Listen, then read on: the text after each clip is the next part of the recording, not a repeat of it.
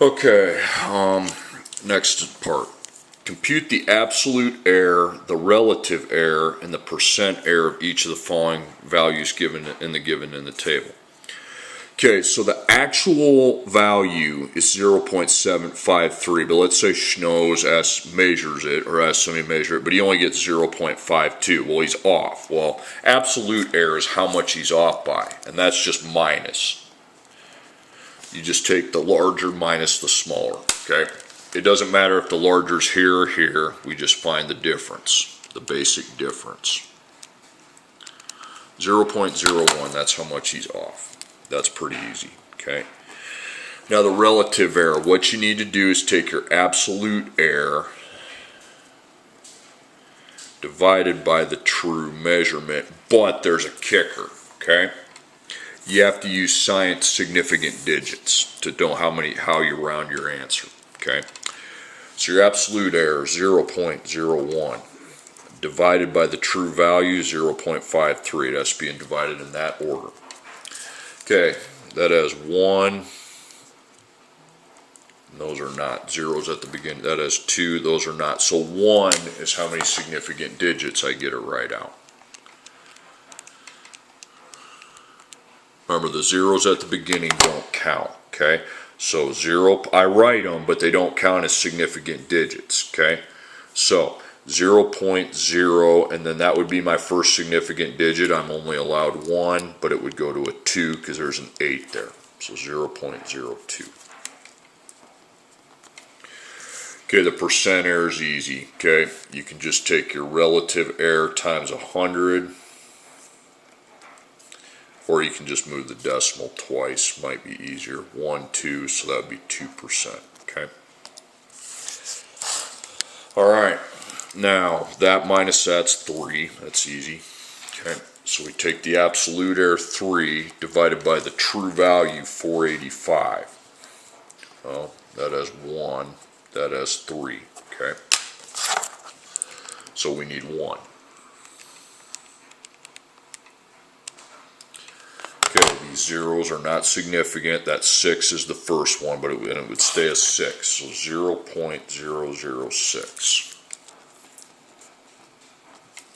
Okay, decimal twice, you'd still be 0.6%. Okay, you can times it by 100 too if you don't like moving the decimal.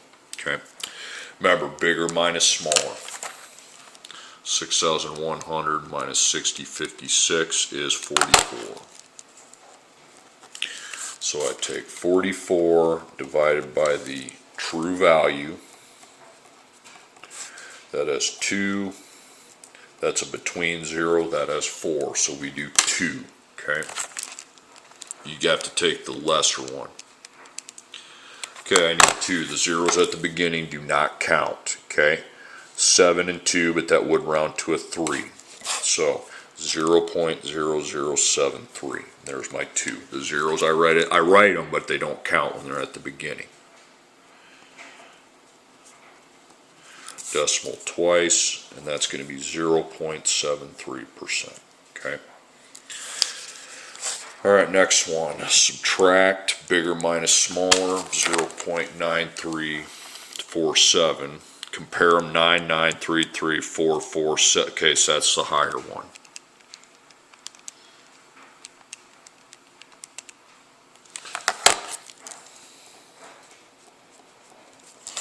Okay, then I take 0.0006 divided by the 0.9347. That has 1. These do not count, okay?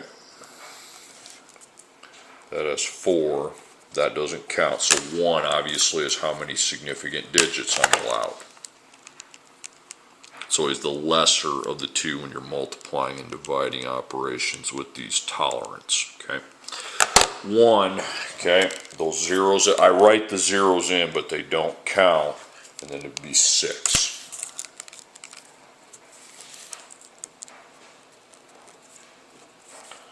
One, 2, 0.06%, very small percent error. He's pretty much accurate. Okay, the smaller the percenter, the more accurate the measurement is. Okay, minus those, it's 0.3. Then and 0.3 divided by 27.2.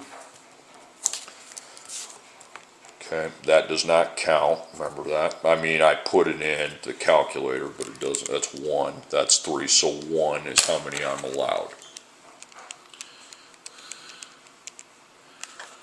Those zeros, we write them, but they don't count. That's your first one, and that would stay at 1, 0.01. Times it by 100, or move the decimal twice, whatever you prefer. It's 1%. Okay. Okay, then the last one. Remember the rules here. This is higher than this, so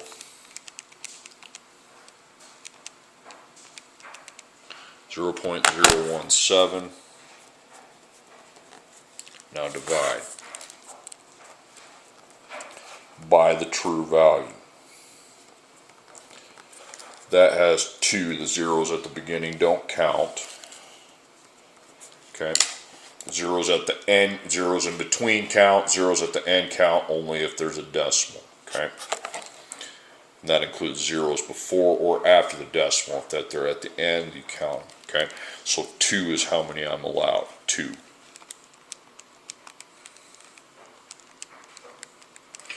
Zeros at the end do not count. We fill them in as placeholders.